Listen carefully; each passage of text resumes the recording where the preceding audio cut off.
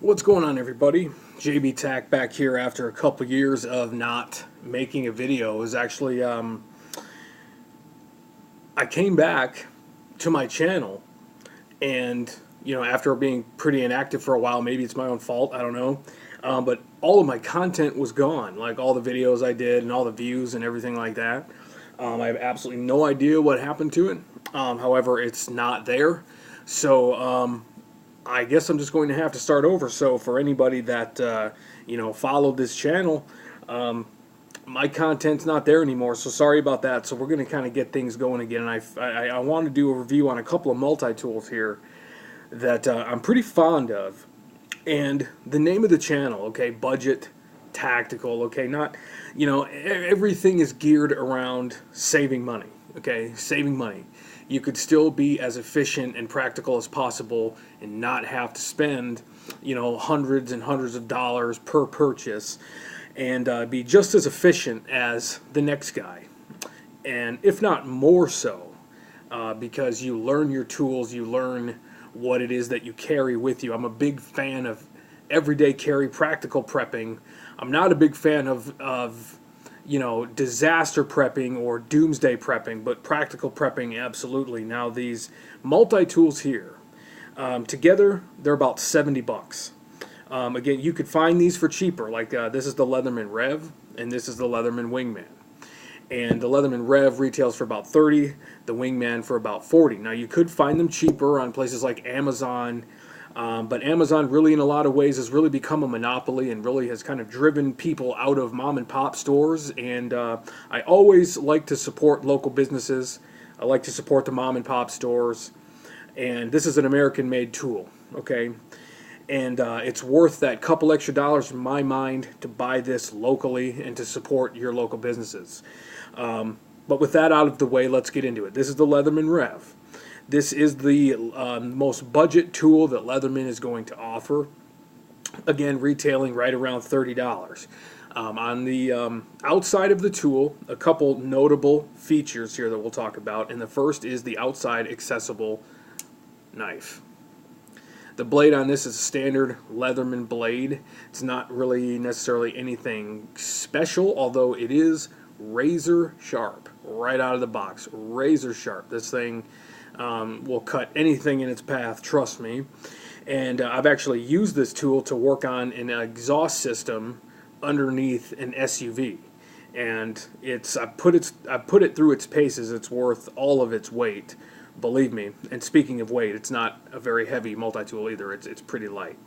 And again, an outside feature of the tool is the pocket clip, which is pretty neat because most of Leatherman stuff, you have to buy the pocket clip separately. With this, comes right with it. I do like to wear this inside of the pocket. It's convenient. It's always on you. You know where it is. Now, the meat and potatoes of the multi-tool to me is going to be the blade. On this, the blade is definitely a par blade. It's going to get the job done. And then you have the pliers. Okay, now the pliers on this are not spring-loaded. Now, if you've owned Leathermans before, you'll know that quite a few of their multi-tools are not spring-loaded. So if that's kind of what you're used to, then this, you'll adapt to this fairly easily. Some people really like the spring-loaded pliers, other people don't. It's a personal preference. I personally like spring-loaded pliers, but these pliers are still pretty decent. Now, if you'll notice, they come together pretty well, pretty nice tip there. And as a matter of fact, they work pretty well for removing things like splinters. Within the first hour of me owning this, true story, I had to remove a splinter with it, and it worked. So it works pretty well for that. You do have your wire cutters in here, which are functional. Okay, they're not going to be the best, but they are functional. And moving into the internal tools here, we have the box package opener, which does work pretty well. It's got a pretty sharp blade right there. It's going to dig into those packages pretty well. You have a somewhat useless file right here with an even more useless ruler. It's like 1.5 inches. I could, many other tools they could have put right here that would have really made this tool much better. But you also do have a small Phillips head right there as well, which you could use for that. You have your can opener, bottle opener, and wire stripper right here. pretty functional portion of the tool right here. I do like that. And the other side, you have the two-dimensional Phillips and then the large flathead. Some people say this is like a pry bar. To be completely honest, I don't really know what you're going to pry with something like this. You know, I'm sure if you put your mind to it, you'd be able to think of something. But none of these tools on the inside actually lock. They're held in place by a retention spring, which is, you know, pretty strong. But it's not like the liner lock that keeps this knife in place. See that right there? Okay, it's not going to be like that. So overall, a pretty functional tool. Been carrying this for quite some time. Now we have the Leatherman Wingman. Now, for the most part, these tools are going to be fairly similar with some notable differences. This tool, again, is about $40 retail. Again, support mom and pop. You're going to have the blade right here, which is going to be a little bit different. A little bit different. You're going to have your partial serration right here and then the straight edge. Again, razor sharp.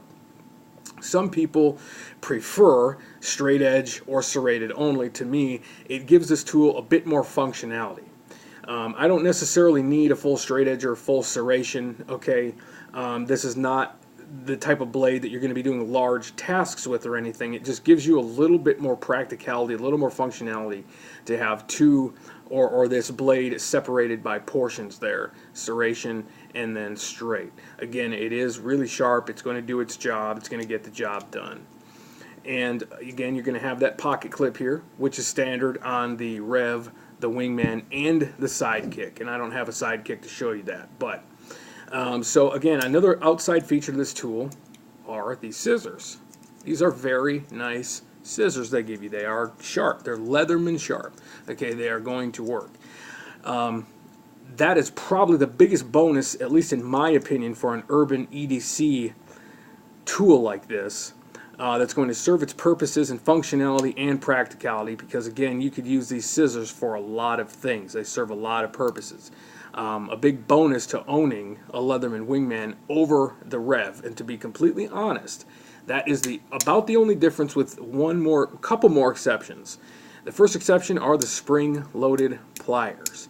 Now, I am a fan of spring-loaded pliers over the pliers that aren't spring-loaded, and these are going to come to a bit more of a fine tip here. They're a bit more needle nose as opposed to the Rev there, so they're going to be a little bit better for removing splinters and things like that. Again, a fairly functional set of wire cutters here, and all of the internal tools are exactly the same. Exactly the same. Right there. So really, what are you getting for an extra $10? Spring-loaded pliers and a functional pair of scissors. It's about it. It's about what makes that $10 difference. Now, one thing I want to point out with the Wingman, though, that is that I'm not the only one to talk about this. I've seen a couple videos where people bring this up, so I know it's not only this particular Wingman. Is that when this tool is completely closed, you get this rocking back and forth from both sides of the tool. I've tried to tighten these bolts down, tried to tighten them down to the point where this blade doesn't even really want to come out. You got to force that blade out now. This tool is tight. It's a tight blade. And when you even, I mean, you could hear it. When I try to remove this blade one-handed, listen to this tool. The whole tool pops. You hear that? It's because of the pressure and the force that I'm using with the palm here up against the tool is off-centering it with the other side of the tool over here. So it'll pop it like that. Again, it doesn't really have that big of an impact over the way that the tool performs. However, if that's going to be one of those things that's going to be a deal breaker, because you'll notice with the Rev, okay, with the Rev, there's no play at all. None. And with the tool open on the Wingman, there's no play, only when it's closed. So if anybody knows what that's all about, maybe you could let me know how to fix this. Otherwise, it's probably just some sort of design error on Leatherman's apart, and maybe they're trying to fix that or coming out with a new Wingman model or what have you. But nonetheless, that is the Leatherman Rev and the Leatherman Wingman budget multi-tools that retail for $30, retail for $40. Thank you for watching this video, and please like and subscribe to this channel. And again, I don't know what happened to my content, but you know, we're back now, so I do appreciate it. Everybody, take care.